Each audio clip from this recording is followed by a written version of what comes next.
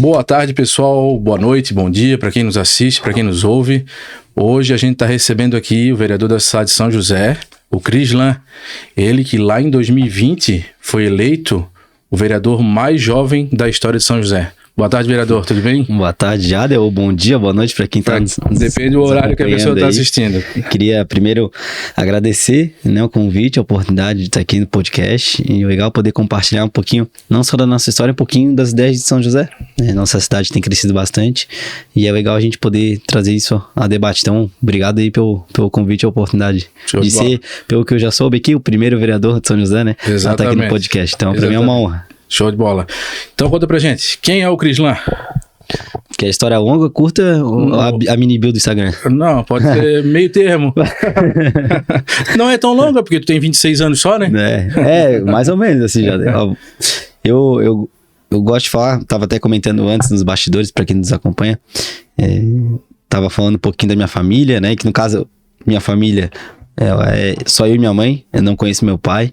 Minha mãe veio do interior do Paraná pra cá e talvez por uma graça divina escolheu a cidade de São José para se hospedar, para tentar ganhar novas oportunidades, porque no interior do Paraná é sempre tudo muito mais difícil, né? Na roça, o trabalho realmente é muito mais difícil, as oportunidades. E minha mãe veio pra cá. Começou como caixa do Angelone, de supermercado, depois virou manicure, cabeleireiro, tem um salão que completou semana passada 29 anos aqui em São José, no bairro Cobrasol. E nisso, né, há 26 anos, nasci no hospital regional e tive toda a caminhada, assim, como um jovem que sempre foi muito curioso, alguém que sempre teve vontade, ou até um pouco metido, e algumas vezes falavam pra mim, e aí já especialmente na época do ensino médio ali, da adolescência, eu tive uma fase que para mim foi bem importante, que talvez trilhou o caminho que eu sou, né, para me apresentar oficialmente. Eu fui atleta do município de São José, viajava bastante, tanto aqui em nível estadual, quanto também em nível nacional, diversas competições, sempre representando São José. Então a gente representava o time de atletismo de São José, fazia provas de fundo, geralmente 5 km, 3 mil com obstáculo, 10 mil metros, 10 km. E nesse momento que eu estava como atleta, que foram por alguns anos, e ali também coincidia com a época do colégio de ensino médio, para mim foi uma oportunidade muito legal, que não só levar o nome de São José no peito para várias pistas de atletismo no Brasil inteiro, como também poder, né, de alguma forma, até, vamos dizer assim, de uma maneira mais informal, representar os atletas perante a Câmara de Vereadores, a Prefeitura. E eu lembro que naquela época a gente teve uma vitória, Jader, que em São José a gente aprovou o Bolsa Atleta. E isso foi uma conquista para todos os atletas. E a gente estava ali no meio tempo, eu conversava com os vereadores, com o prefeito. Imagina, eu não era nada, né? Mas era um jovem metido, tinha 16, 17 anos, sempre fui muito envolvido. E aí que eu decidi, então, já de escolher o curso de administração pública, por essa proximidade que eu tive com o poder público, por causa da Fundação de Esportes. E eu fui fazer a UDESC, que tem lá em Florianópolis, perto de Itacorubi, tem um campus, e lá tem um curso de administração pública. Decidi fazer o curso de administração pública, e quando eu cheguei lá, até para não me estender muito, mas eu participei da minha primeira eleição, né, que foi a eleição de líder de turma. E eu digo que é ali que começou, né, porque a eleição de líder de turma, eu fui eleito para uma sala com um pouco mais de 30 alunos, e aí eu tinha que resolver os problemas do ar-condicionado, problema do quadro que não estava funcionando. Às vezes um professor que chegava atrasado toda semana, aquele grupo de 30 alunos me cobrava para eu ir lá na direção, lá no departamento, pedir as melhorias dos pontos específicos. Eu gostei dessa questão de representar as pessoas, e aí eu fui seguindo, né? Fui candidato a presidente do centro acadêmico, fui eleito, né, presidente do centro acadêmico, fui vice-presidente da União Catarinense dos Estudantes, vice-presidente de uma federação que era a Federação Nacional de Estudantes de Administração Pública, e justamente com esse caminhar no movimento estudantil, eu tive algumas histórias que depois posso compartilhar um pouquinho mais, mas que me fizeram entender que talvez eu tinha um interesse, né, um lado voltado para a política, que para mim sempre era um pouco distante, sabe? Política, como eu não tenho familiar aqui, não tenho um padrinho político, não tinha muito dinheiro, e a gente sabe que às vezes para entrar na política precisa de muito dinheiro, isso tudo para mim às vezes colocava a política um pouquinho mais distante. Mesmo assim, né, acho que a caminhada e principalmente com o incentivo dos amigos eu acabei me aproximando um pouquinho mais. E aí que foi, depois da formatura, enfim, fui candidato, deu certo, né, e fui eleito. Mas foi mais ou menos essa caminhada, para resumir bem para ti. Sim, e 2020 foi a tua primeira, o teu primeiro pleito que tu participou. Exatamente, é. E o que tu acha que tu fez de diferente dos demais para conseguir sair vitorioso assim tão cedo, tão jovem? E como tu falou, sem muito dinheiro, né? Que o primeiro, assim, normalmente o pessoal injeta bastante dinheiro, né? Exato. Só pra gente recapitular, então, em 2020, antes da campanha, eu lembro que eu falei pros meus amigos e falei, gente, a minha maior dificuldade vai ser financeiro pra campanha, porque eu sei que tem que gastar material impresso, designer, videomaker, enfim, tudo tem um custo pra ter uma campanha eleitoral. E eu falei, gente, eu não tenho dinheiro. Eu era estagiário, ganhava R$880 por mês e falei, não tem como eu me manter uma campanha eleitoral sabendo que tem outros concorrentes que vão gastar 100, 200, a gente vai falar aí 300 mil reais. E mesmo assim, meus amigos me ajudaram, né, incentivaram, e a gente pôde, que naquela eleição foi a primeira vez que era permitido, a gente criou uma vaquinha digital.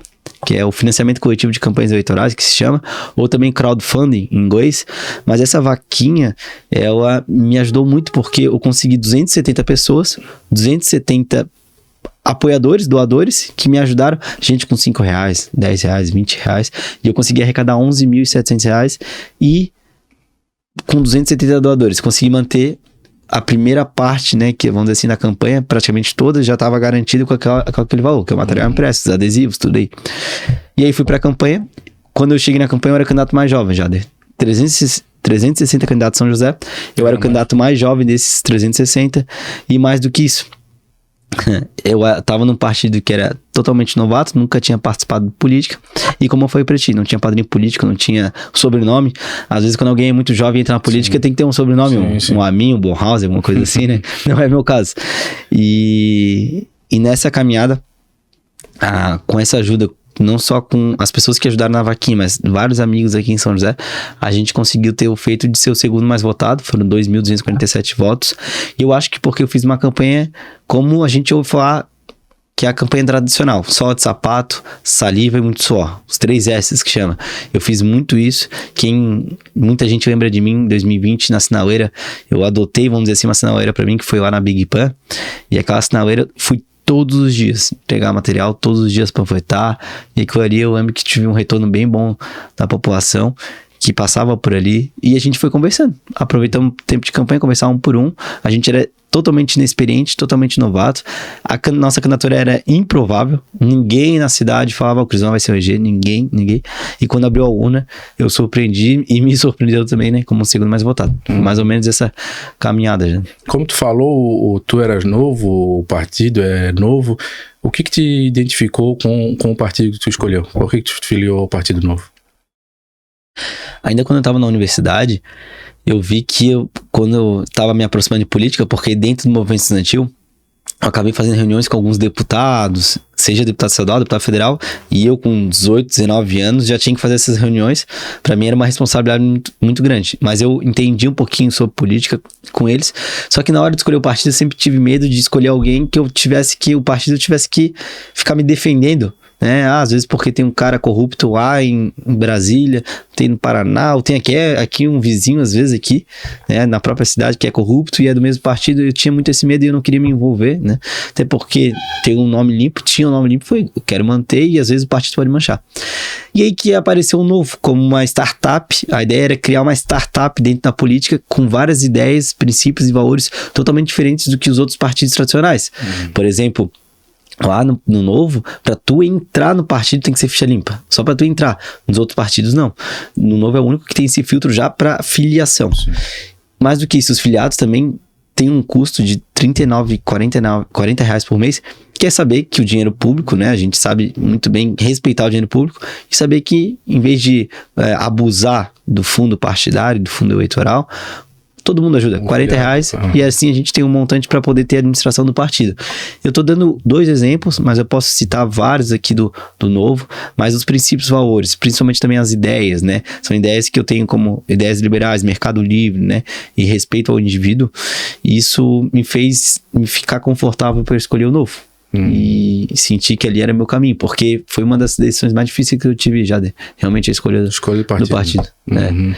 Meu medo era realmente, né, É porque esse negócio de partido tem um direcionamento, eu vejo que o Novo, ele ele valoriza mais o povo mesmo, né? Assim, tem partido que, se é um projeto da direita, ele vai votar contra. Se é um projeto da esquerda, ele vota contra. Independente do que é o projeto, cara. Aí eu acho que o Novo tem um pouco desse diferencial de defender um pouco o que é certo na tua visão, né? Não do partido em si, mas o que tu acha que é certo, né? E sem rabo preso, né? Isso. Assim, de forma independente, eu acho que isso faz muito sentido já, no sentido de que são poucos partidos hoje no Brasil. Eu acho que a gente não consegue nem fechar uma mão que tem princípios, valores e que carrega de forma fiel seus valores, né? E não se vende, talvez, como a gente vê por às vezes cargos comissionados, por algum tipo de coalizão. O Novo não. Quando tem que defender projetos da prefeitura que vem, que eu concordo, eu vou lá, voto favorável e defendo. Agora, quando não concordo, sou o primeiro a fazer oposição, a tentar tirar, barrar de alguma forma. Então a gente tem essa independência e é isso que acontece no Novo no Brasil inteiro. O vereador de São José pode pode acompanhar, vai ser no mesmo sentido, no mesmo trabalho que um vereador, por exemplo, em Belo Horizonte, São Paulo. A gente vai ter a mesma pegada, a mesma atuação. Foi eleito lá em 2020, já se passaram quase 4 anos, né? Passa rápido, né? Já tá quase acabando esse primeiro, né? Meu Deus. E com relação a esse mandato, o que tu tem para contar pra gente? Porque quem te acompanha nas redes sociais vê tu bastante atuante com relação à fiscalização, cobrando transparência da prefeitura. Tá na rua ainda, né? Entregando a tua prestação de contas. Isso. Conta um pouco pra gente dos 4 anos aí que se passaram e a prestação de conta pro nosso ouvinte aí. Eu vou compartilhar rapidamente, Jader, que eu lembro muito bem quando a gente chegou no mandato, lá no início, e saiu um ranking nacional de transparência das cidades acima de 50 mil habitantes no Brasil inteiro. Esse ranking foi a pior. Foi considerada a pior da Grande Florianópolis e a 6ª pior de Santa Catarina. E justamente por isso, a gente colocou, que já era um princípio que eu carregava comigo desde a época da faculdade, pelo curso de administração pública, mestrado, que eu também já concluí nessa mesma área de administração pública. Eu carreguei muito forte esse princípio e carrego até hoje. E no início, a gente não teve como fugir. A gente colocou como bandeira principal a transparência. Por quê? Transparência tem tudo a ver também com combate à corrupção, né? Quanto mais transparência, menor, né, a chance de ter corrupção. Claro que, infelizmente, isso depende muito do caráter das pessoas, de quem está administrando o dinheiro público. Essa semana, por exemplo, não sei se viu ali já. A promotora? A promotora anunciando que foi pego um fiscal. Isso no ato que ele foi pego. Imagina quantos que ele não fez, né? E eu tô falando de um fiscal. Que foi pego, né, com... Extorquindo meio os empresários. Né? Cobrando propina aí numa empresária. Se eu não me engano, da ponta de baixo. E assim, a gente colocou então a transparência como prioridade, né? Batemos muito nessa tecla e que era também um compromisso de mandato. Para eu cobrar a transparência, eu tinha que dar o exemplo na própria carne. Então, por isso que eu faço a prestação de contas todos os meses, todos os anos. Assim, eu bato muito nessa tecla da prestação de contas, porque eu queria criar essa cultura, especialmente nas pessoas que nos acompanham em São José, de cobrar o político, né? De realmente fiscalizar o político que ele elegeu. E eu faço questão que o pessoal que votou em mim me fiscalize, olhe bem nosso trabalho, olhe o resultado que a gente entregou, valeu a pena, 3 anos e meio. Né? Então, isso é uma cultura que a gente tenta implementar e a prestação de contas é uma forma dessa. A gente mostra tanto o que a gente gastou, nossos custos do gabinete, todos os meses, quanto também nossas atividades, né? O que a gente faz, minha agenda aberta, todas as atividades, tudo, todas as ações, os ofícios, o que sai do gabinete, não tem nada que não é transparente hoje no nosso gabinete. Tu bateu numa tecla que eu acho que chegou até no TCU, né, com relação a processo licitatório em São José que não era gravado, uma coisa nesse sentido, né? Aí, tipo, podia fazer ali e ninguém ficava sabendo?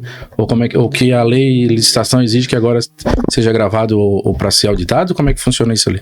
A nova lei de licitações, Jader, e também uma lei antiga municipal diz que todo pregão presencial tem que ter aí, uma câmera gravando para saber, né, desde o início até o fim, como é que foi todo o procedimento da licitação. E isso era praxe. Só que com a modernidade meio que se parou de fazer pregão presencial. E a Prefeitura de São José, de forma muito estranha, voltou a fazer nos últimos anos. E pior ainda, sem fazer o principal básico, que é gravar as licitações. Né? Gravar e saber como é que foi, quem que participou, né? Para entender se conforme com a ata também. E a gente percebeu, fiscalização do nosso gabinete, nosso jurídico foi lá, analisou, foi na prefeitura várias vezes, e quando a gente comprovou que realmente eles não estavam gravando, a gente tinha pedido acesso de informação, ficou meses e meses pedindo para eles o acesso, eles não davam acesso pra gente, a gente teve que acionar o Tribunal de Contas do Estado, que já exigiu, inclusive tem uma audiência agora com a secretária da época, exigindo, né, esclarecimentos, e tenho certeza que depois das investigações, né, eu acredito que vai ter alguma punição, porque isso é algo muito grave, né, no meio administrativo. Uma série de consequências, né? E a gente estava falando de processos que foram todos parar no Tribunal de Contas, os que não foram gravados, com suspeitas de irregularidades, desvios, né, e não é um processo pequeno, são de milhões, né, então, e a gente tá falando de dinheiro de São José, dinheiro de quem tá ainda aí pagando imposto, né, e que quer que seja respeitado, né, Jader? Falando das tuas redes sociais, eu vi que tu lançou um projeto chamado Embaixador, pode explicar pra gente um pouco o que seria isso? O projeto de embaixador, Jader, a gente sentiu já isso desde a última eleição, que a gente precisava de mais vozes para nos ajudar. Primeiro a chegar meu nome na cidade toda, né? Não adianta eu ser de uma bolha específica, mas sim da cidade toda. E também nos ajudar no planejamento estratégico, ajudar nas ações, decisões de mandato, enfim. Essa parte mais estratégica do nosso mandato, e a gente criou esse programa dos embaixadores, que a gente tá replicando, tá agora fortalecendo novamente para esse ano, porque a gente quer realmente ter uma força, uma musculatura para poder chegar em todos os cantos. E a ideia do embaixador é justamente poder trazer as pessoas para mais próximo do mandato e ter essa parte mais ativa.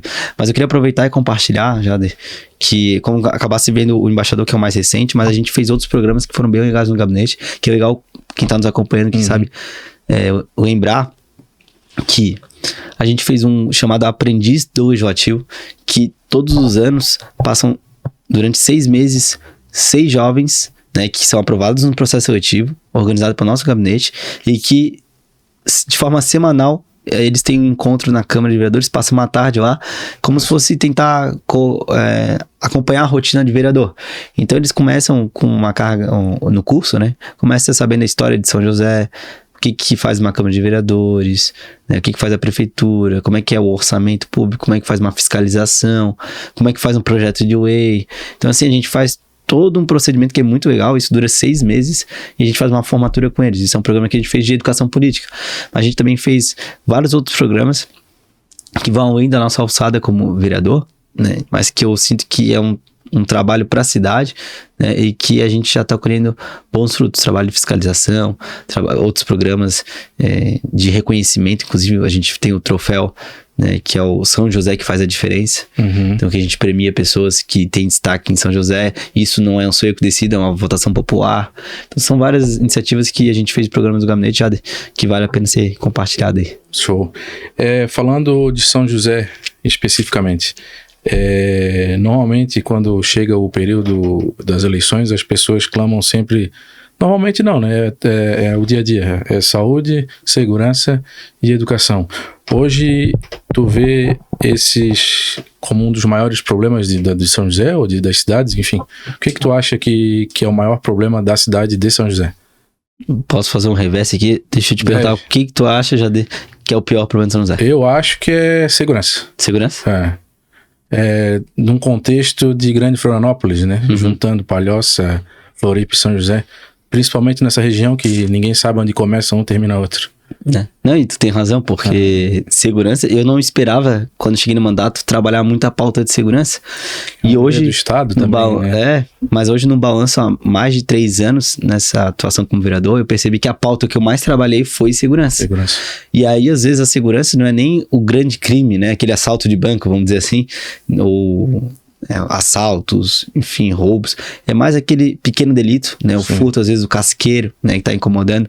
Ou até crimes assim, como por exemplo de ontem, que eu compartilhei na minha rede social, não sei se tu viu, Jader, de um cara do lado ali da minha casa, inclusive na cobração, no terreno da Angelone, o cara fazendo um gesto obsceno ali para 3 mulheres, 2 mulheres que estavam indo trabalhar, né, e a outra estava no ponto de ônibus, e na luz do dia, 7 horas da manhã, cheio de gente passando, cara. E assim, tu vê o vídeo, tu não consegue acreditar nem vendo o vídeo que o cara faz isso, né? E parece que tá indo todo dia. Hoje eu recebi mais vídeos, né? Ele vai todos os dias às 7. O cara desse tem que ser punido pela guarda municipal, tem que a polícia militar e a polícia civil tem que identificar e botar atrás das grades na hora, né? Mas, de fato, assim, no geral, o contexto de segurança hoje é grande. A insegurança tem reinado em São José em vários pontos, e eu vejo isso pelos relatos que eu posso te mostrar de comerciantes, trabalhadores, pessoal que tá vivendo na pele, que infelizmente foram vítimas aí, seja de algum, às vezes, furto, roubo, assalto, nesses últimos anos, né? A gente precisa, já só para concluir, desculpa, a gente precisa ter mais guarda municipal e polícia militar fazendo ronda na cidade. A gente precisa. Efetivo, né? É um clamor que a gente faz, a sociedade faz, porque há 10 anos, 20 anos atrás, principalmente 20 anos atrás, o efetivo da polícia militar era quase o dobro. Cara, a cidade cresceu e o efetivo diminuiu. Diminuiu pela metade. Então, assim, é inverso. Mas esse negócio de pequeno delito é complicado também, né? Porque, pequeno furto, usuário de droga, é um problema multifatorial, né? Assistência social, enfim, acho que não engloba só segurança pública, né? Tem o caso ali também daquela, na divisa com Florianópolis, ali embaixo daquele túnel, em Campinas, ali em Capoeiras, que aí vai para Floripa, volta para São José, chamada faixa de Gaza, né? E não tem um projeto assim efetivo com relação ao usuário de droga. Eu vi que muitas cidades estão adotando aquela internação, né? Involuntária. E aqui em São José? Aqui foi aprovado, já está iniciando, ainda está dando pequenos passos, mas a gente está cobrando para que avance, né? E faça de fato internação involuntária para todo aquele dependente químico que já não tem mais noção de si e que, para manter o vício na droga, isso é claro, eu até estudei isso um pouco de forma mais profunda, já realmente não é uma solução simples, não é uma solução fácil, chegar lá, vamos acabar, não tem esse discurso fácil, mas assim, essas pessoas que são dependentes químicos, como tu falou, eles fazem tem um trânsito que vai principalmente bairro Campinas, Cobrasol e bairro Roçado. Né? Esses três bairros, até porque lá no Roçado tem o Centropop, que é o que tem alimentação, tem café da manhã, tem até chuveiro se eles quiserem. Então muitas vezes eles transitam nesse local que, queira ou não queira, é um local, vamos dizer assim, com uma classe econômica mais nobre, tem boas condições e que do outro lado do viaduto fica a comunidade da Chico Mendes. Isso é fato, não estou inventando a roda, isso é fato até pelas outras autoridades públicas, que ali que tem um ponto de droga. Então, assim, para manter esse vício, ele vem para cá, do outro lado, né? Às vezes furta, rouba, principalmente cobre, enfim, para poder depois queimar e vender. E do outro lado, eles vão lá e conseguem o que eles querem, que geralmente é crack e tudo mais. Então, a internação involuntária é importante, né? É um ponto que a cidade precisa cobrar para que avance ainda mais, e eu vejo que muita gente da comunidade tem cobrado, e realmente talvez seja um dos principais problemas mesmo, né? Então eu acho que tu acertou em cheio aí, que é essa questão da insegurança. E mais futuramente, aliás, a curto prazo, para 2024, o senhor continua, vai concorrer novamente? Quais são os projetos aí para 2024 e quem sabe no futuro?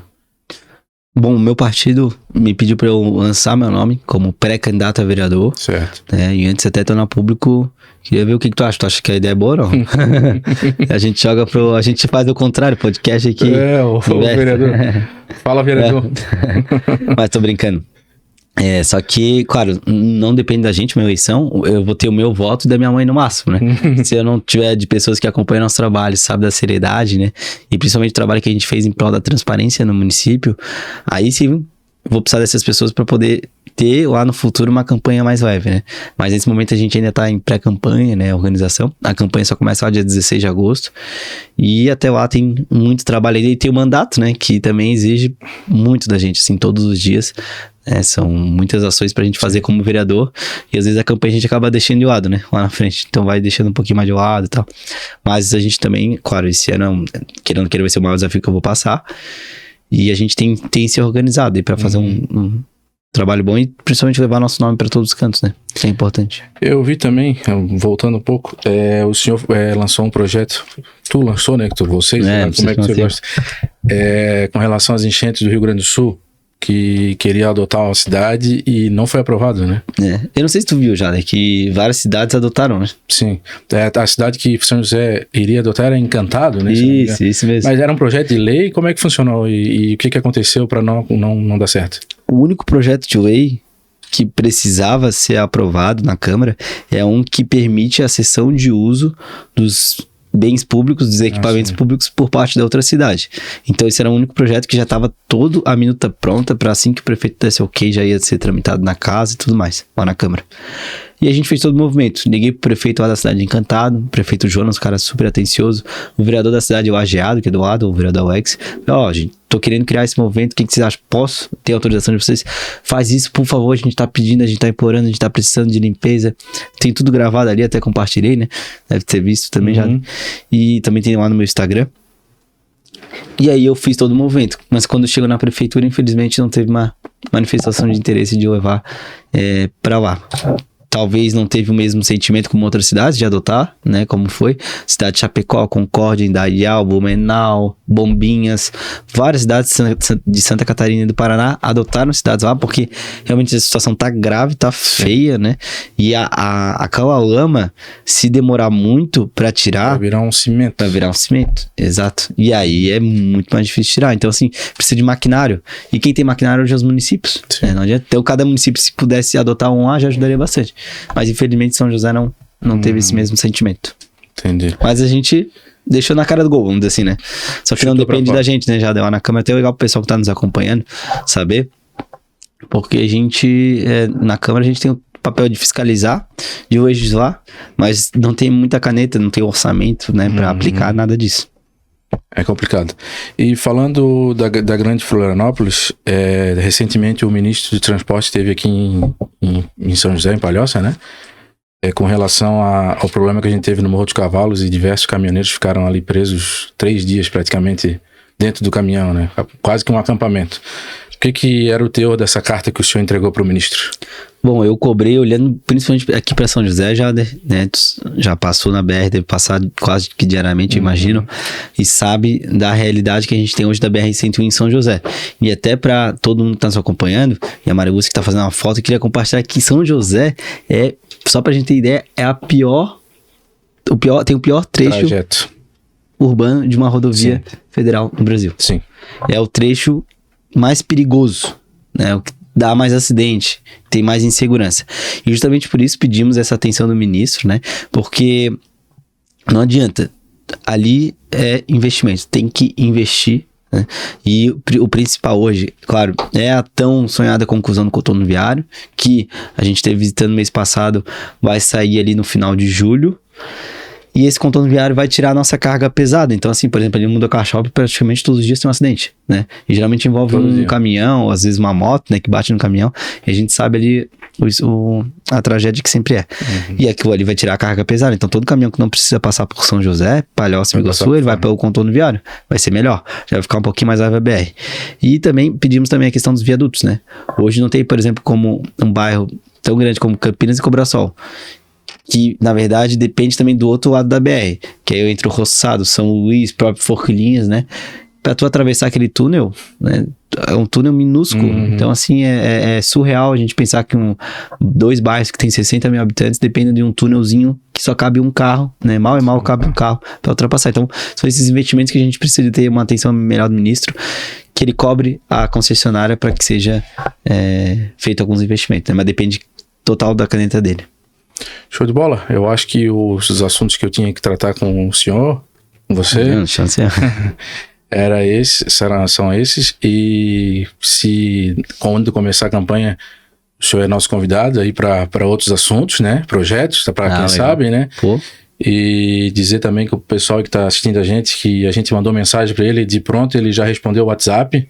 Agradecer a simpatia aí, chegou aí, gravou, e querendo ou não é uma autoridade. Tem outros que a gente não tem tanto acesso, né?